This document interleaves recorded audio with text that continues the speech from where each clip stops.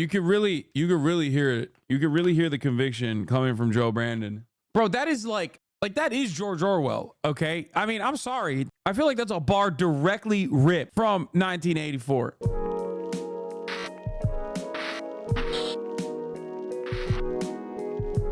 I'm saying it. No, we're not going to do Clementine yet. I haven't even covered all the stories I wanted to cover. We got to do Joe. We got to do Jim Crow Joe and what he had to say, okay? Yeah, but how do you feel about Kendrick? You'll hear it in a second. Let's go to Jim Crow Joe for a second, okay? Let's take it back to what truly matters. Jimothy Crow Joe. I'm gonna pee. President Biden. A few moments about what's going on our college campuses here. We've all seen the images, and they put to the test two fundamental American principles. Excuse me. The first is the right to free speech and for people to peacefully assemble and make their voices heard. The second is the rule of law. Both must be upheld. We are not an authoritarian nation where we silence people or squash dissent. The American people are heard. In fact, peaceful protest is in the best tradition of how Americans respond to consequential issues. But neither are we a lawless country. We are a civil society, and order must prevail. Throughout our history, we've often faced moments like this because we are a big, diverse, free-thinking, and freedom-loving nation. In moments like this, there are always those who rush in to score political points. But this isn't a moment for politics. It's a moment for clarity. So let me be clear. Peaceful protest in America. Violent protest is not protected. Peaceful protest is. It's against the law when violence occurs. Destroying property is not a peaceful protest. It's against the law.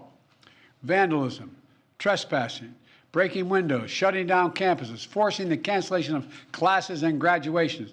None of this is a peaceful protest. Threatening people, intimidating people, instilling fear in people is not a peaceful protest. It's against the law. Dissent is essential to democracy, but dissent must never lead to disorder. That was a banger line. The dissent must never lead to disorder is like directly ripped from, I feel like it is a direct like Donald Trump line if Donald Trump could get that poetic. You know what I mean? This is like dissent must never lead to disorder is just straight up 1984 shit, okay? Oh yeah, this is a great take from Lesby Writes.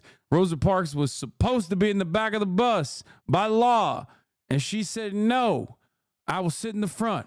She violated the law, and that law was supposed to be in the back of the bus by law, and she said, no, I will sit in the front. She violated the law, and that law was unjust, which is why she should have sat in the back of the bus. Don't forget, I also said that I don't want my children growing up in the racial jungle of desegregated America. That's why I, as a Democratic senator from the great state of Delaware, did all I could to stop forced busing from occurring. That's right. That's not Rosa's bus. Get off the bus, Rosa. Rosa, get off the bus. You better go back to the back of the bus, Rosa. Don't do it now. Don't do the Montgomery bus sit-ins for 300 plus days. Dissent must not cause disorder. It is the law, after all. Are you reading something, Asmont? No, I'm not. I'm preaching to the choir over here. Everybody knows. I, Jim Crow Joe, looked at the civil rights movement and I bravely and boldly declared, don't do it. Or if you're gonna do it, don't do it in a way that causes disorder. Or to denying the rights of others so students can finish the semester in their college education. Look, it's basically a matter of fairness. It's a matter of what's right. There's the right to protest, but not the right to cause chaos. People have the right to get an education, the right to get a degree, the right to walk across the campus safely without fear of being attacked. But let's be clear about this as well. Yeah, no, that's right. Which is why we should kill the students who are being attacked in order to save them, of course. Let me tell you, Jack, Chancellor of UCLA said it best. When the beautiful, brave, bold defenders of Israel stormed the disgusting, anti-Semitic, pro-Palestinian tents in the encampment, as those students were dancing and singing Kumbaya, the brave defenders of Israel stormed that encampment and beat the shit out of those students. And I thought to myself, that's wonderful, but we got to bring in the state. There should be no place on any campus, no place in America for anti-Semitism or threats of violence against Jewish students. I mean, he ain't wrong. The problem is, that's not what's going on in these campuses, or at least in the encampments. There is no place for hate speech or violence of any kind, whether it's anti-Semitism, Islamophobia, or discrimination against Arab Americans or Palestinian Oh, yeah, I remember Americans. this. Oh, my God, I'm so glad someone found this. Yeah, he was also, at least he was consistent. He was anti-Vietnam War protest, too. Look, this was Biden's perspective during the anti-war protest of Vietnam. He professed a lack of moral outrage at the war. He described walking through campus with law school friends one day and seeing other students occupying office buildings in protest. Why do you support anti-Semitism? So did any of the officials get prosecuted in Turkey after World War I for the Armenian genocide? Bro, the funniest thing is Israel defenders coming in here to tell me that I deny the Armenian genocide. Bro, your government denies the Armenian genocide, okay? What the fuck are you talking about? You're talking to a Turkish guy who doesn't deny the Armenian genocide in an effort to defend a government that literally does. Israel does not acknowledge the Armenian genocide. Fuck you mean? Anyway, like, why do you think that's a good talking point for you? Anyway, both your governments deny it technically. Yeah, the difference is I don't dick ride the Turkish government in the way that that asshole is dick riding the Israeli government. Do you understand the point? Anyway, they were taking over the building, Biden said. And we looked up and said, look at these assholes. That's how far apart from the anti-war movement I was. In Biden's words, the war had just been a tragic mistake based on a faulty premise. In many ways, we are so back in the 60s, baby. It might as well be 1968, okay? You got the DNC in Chicago. You got the same vibes overall against the anti-war movement. And we got Jim Crow Joe leading the helm. Maybe we have made America truly great again. Music ain't as good, true. And there is nowhere near enough like radical black liberation groups that are all Maoist and armed to the goddamn teeth. And of course, no 60s USSR to counterbalance and offer material support to revolutionary action globally. What are you biting? Is that edible? Huh? Is that edible? Is that edible?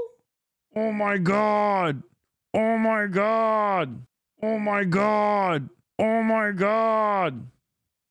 Anyway, at least he's consistent. It's simply wrong. There's no place for racism in America. It's all wrong. It's un-American. I understand people have strong feelings and deep convictions. I'm not sponsored by Hamas. I'm sponsored by the top of the hour ad break, dude. I'm sponsored by you and others like you, who at the top of the hour come in here and they're like, oh, man, I don't want to see a 3-minute ad break. Got to do what I have to and subscribe for $5 or for free with a Twitch Prime by connecting my Amazon Prime account to my Twitch account. In May 4th, 1970, Nixon blames Vietnam War student protests for police brutality leading up to 4 student deaths, stating, when dissent turns to violence, it invites tragedy. May 2nd, 2024, Biden blames anti-war college protests for police brutality and violent attacks by pro-Israel nationalists, stating, dissent must never lead to disorder. History might not always repeat, but it often rhymes. But in this circumstance, in particular, history also repeats. Like literally, it is repeating. It's not even a joke. History is straight up repeating right now. It's not even rhyming. It's repeating. He's woke Nixon. Excuse me. Are you talking about base Maoist third world as Nixon? He ain't nowhere near as woke as Nixon on China. You better stop it now. In America, we respect the right and protect the right for them to express that. But it doesn't mean anything goes. It's just funny because he was alive back then. You know what I mean? He's so old. He was there and old enough to give a quote. You know what I mean? Like, he was old enough to be like, yeah, these these peaceful protesters, Jack. They're pinkos. I hate them. Oh, it's so funny. It needs to be done without violence, without destruction, without hate, and within the law. You know, make no mistake. Yeah. Remember when he was running and he would just like lie every week? Wait, this was from the Howard Stern interview? Oh my God, he's so back. This literally was. Remember when he was like, yeah, Jack, I went to meet Nelson Mandela and I was arrested. They killed me. What is this? This right here is why people don't trust the media. Right here. No, the president didn't post a picture of a notepad on X reading, I'm stroking my shit right now. What? What the bro, why is that a Snopes article? I will never look at another Snopes or PolitiFact article ever again. They're lying to us. He definitely did do that shit. As president, I will always defend free speech. And I will always be just as strong in standing up for the rule of law. That's my responsibility to you, the American. He didn't just say, I'm stroking my shit right now. He said, I got oil on my shit. I'm stroking it ferociously. That's what he said. Yeah, he wrote all of that. American people, my obligation to the Constitution. Thank you very much. Mr. President, have the protests forced you to reconsider any of the policies with regard to the region? No. Thank you. Mr. President, do you think the National Guard should intervene? No. Do you agree with what the students are calling for? Mr. President, the former president said. All right, President Biden giving some comments about the unrest we've seen on college campuses, talking about how these protests bring an odds to important American principles. One, of course, the right of free speech to demonstrate peacefully, and the other one, of course, the right of students to feel safe and secure. Wait. Yeah, one, a fundamental American value. Two, some shit we made up to violently suppress that fundamental American value. I love that. He's like, yeah, one fundamental American value enshrined in the Constitution, perhaps the most important one. The second, just some shit we made up to kill the people exercising that. Secure in an academic establishment. He did, on his way out of the room, also say that he didn't think the National Guard should be dispatched to college campuses, which, of course, has been going on in Texas, for one, as well as other law enforcement agencies in other states. Let's talk a bit about this before we go back to the Trump trial. Dana Bash, I know that there has been criticism of President Biden for waiting until today, quite late in all of this, to give a statement.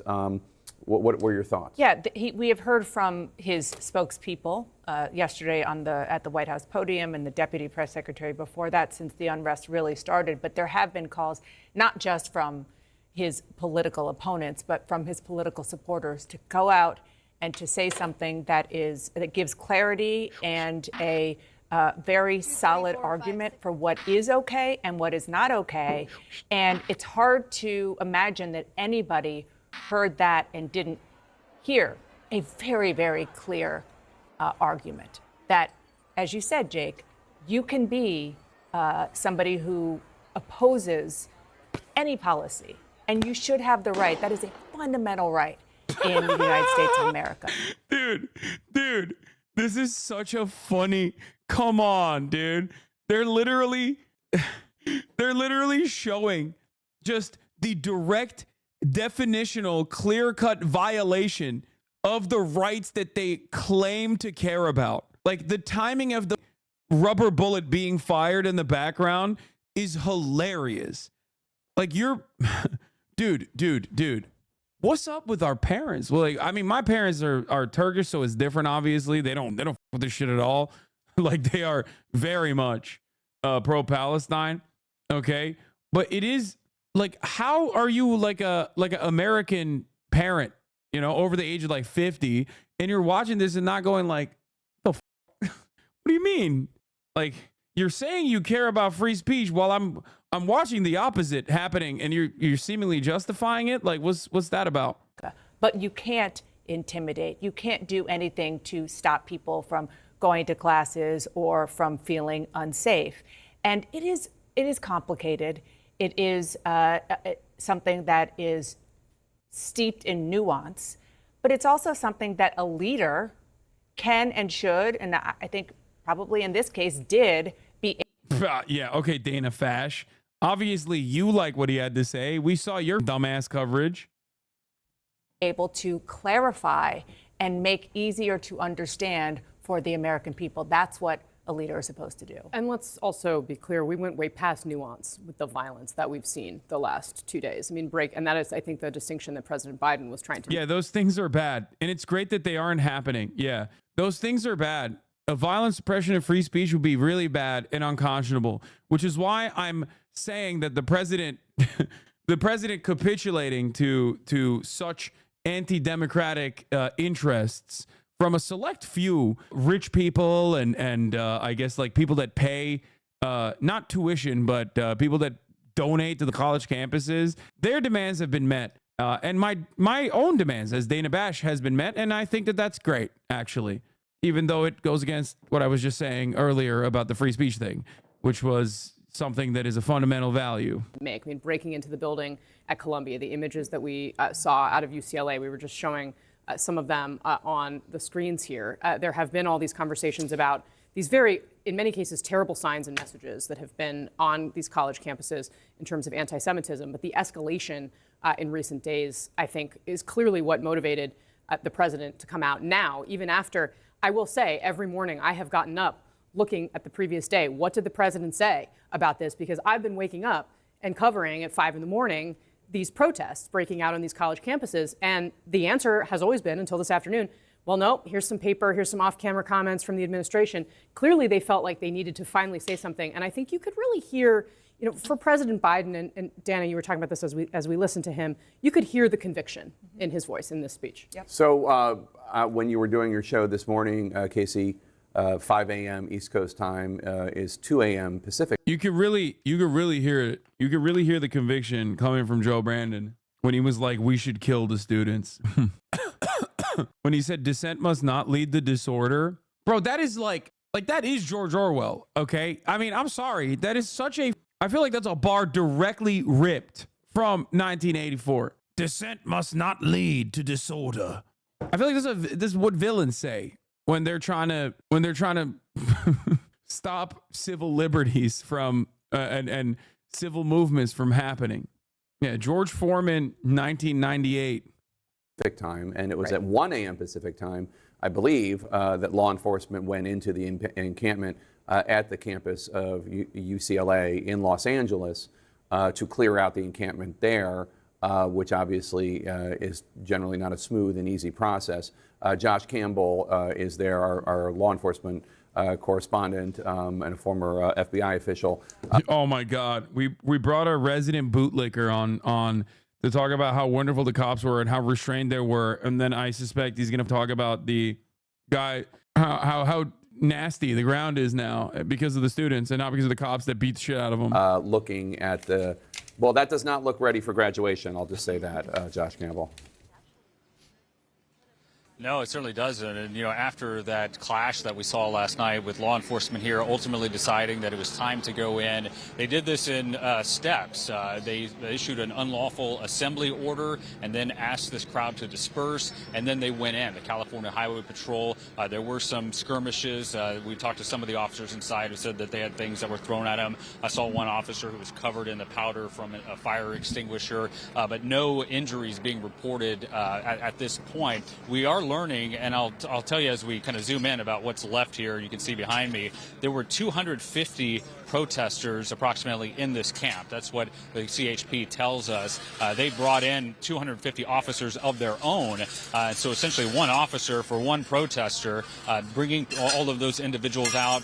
We are told that 132 of those protesters were taken into placed under arrest. We're waiting to see what those charges actually are. Now, overnight, we started to get a sense that this was about to go down because late yesterday, And this gets to, what the president's point about lawful versus unlawful. The university itself, up to the point of last night, didn't ask the police to come in and actually clear this camp. But that all changed. We started seeing resources come in. We saw the FBI field office, which is about a mile from here, essentially turn into a staging point for dozens and dozens of law enforcement officers. Multiple prisoner buses were brought in. And as you mentioned, Jake, just around 1 a.m. time, we are a little earlier than that, but that was the time when they actually made entry into the actual camp itself, going in, conducting those arrests. Right now, it is really quiet. What you're seeing, I don't know if you can see in the background there, but a line of LAPD officers just showed up along with private security for the university here and essentially did a complete sweep. There were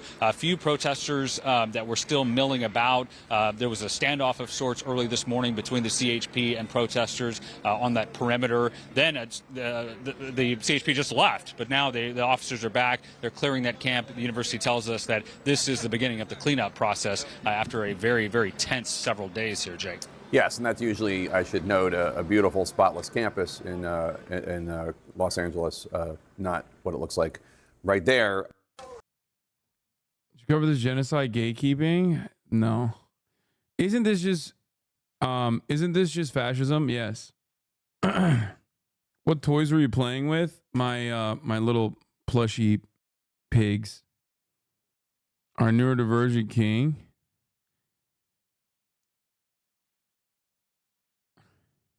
There and then. Well, I was having fun. What do you mean? What's your response to people saying that the arrests are for people that don't go to the collage? It's not true. This is it. Destroying property is not a peaceful protest. It's against the law. Joseph Robinette Biden. Don't scroll down. No, I won't.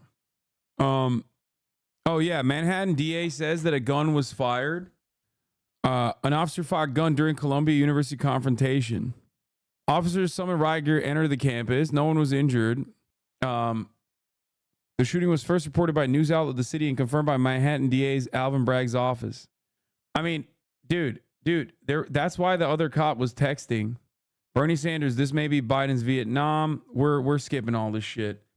We're done. We're doing some fun shit finally, okay? Yeah, but that's why the cop was texting. We thought we shot someone. Oh, dude, here. This is awesome. Before we get to Kendrick. Chants of the pro-Palestinian rioters on campuses are calls for Israel's destruction. We always knew that Hamas hides in schools. We just didn't realize that it's not only schools in Gaza, it's also Harvard, Columbia, and many elite universities. Chants of the pro-Palestinian. Why have you made your cam so large on stream? Wait, is it that large? I don't get it. That's right. It's Hamas. It's Hamas. Scuba bipartisan group of senators held a confidential virtual meeting Wednesday with senior officials at the International Criminal Court to express concern about the possible arrest warrants against Israeli leaders. Fuck yeah, dude. That's what I'm talking about. Oh, Senator John Fetterman agrees with Ron DeSantis, and as a member of the Senate Ag Dems, he's decided that lab-grown meat should be banned, which is so stupid. And I hate these dumb animals. Okay, lab-grown meat should not be banned at all. It is literally good for the environment. The only reason why you would be against developments in this field is because you are deeply in the pocket of the agricultural producers, specifically on the meat and poultry side, and that's it. It's ironic because like all of our meat is technically kind of lab-grown meat anyway. I hate this shit. Do they think lab-grown meat is some lib shit? Bro, they think anything is lib shit. This is akin to the George W. Bush era conversation about stem cell research that greatly set back American research on the field. And people had to go to like Germany to be able to get like stem cell procedures done. So annoying. So dumb, so anti-science, suck my dick, fuck you, okay? I'm in the lab growing my meat. Netanyahu getting invited to the States? Oh my God, I hope they arrest him. To address Congress? Oh my God, imagine he comes to America and we arrest his ass. Dude, that'd be so sick. It's not going to happen, but let a boy dream. You know what I mean? Let a boy dream. Mr. President, what song are you listening to? Folks, America, I tell you what, you see Donald Trump, you see Pizza Hut. No, what song? Song I'm listening to, I'm listening to my favorite song since I was a little boy, folks. It's called Two Wood Blocks Click Clack. Two wood blocks click clack? Blessed clickety click clack. We are the blessed clickety clack. I said, take care, America. That's not a door, Mr. President. Delaware. Delaware. Oh, Jesus Christ. Look at your body. You've been eating diseased American meat your entire life, and you have two trapezoidal tits that are facing in opposite directions. Every time you wear something smaller than a quintuple XXL, it looks like you're smuggling logs of bologna. Senator Dobag has something to say about Burger King's Impossible Burger.